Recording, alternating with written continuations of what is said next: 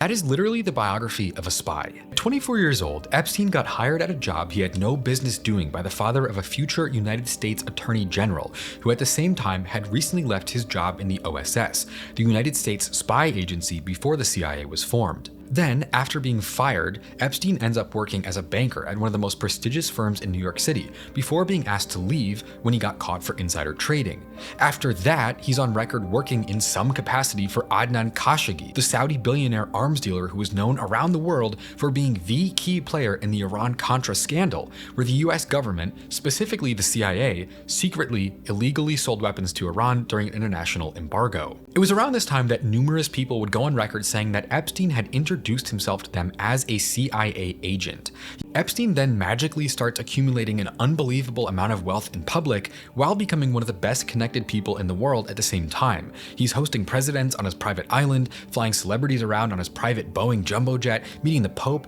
and then even after he gets arrested for soliciting little girls as he somehow doesn't get prosecuted for all of the other evidence the FBI spent years accumulating against him. Ultimately, not even being sentenced to prison, but instead hanging out in a county jail for a few hours a day while he spends the rest of his time in an office taking meetings just as he always had. And then, just weeks after being arrested a second time, before he can ever have his day in court, Epstein is found dead in his cell with evidence on his body that conflicts the official narrative stating he took his own life instead of having been killed by someone else. That is literally the biography of a spy.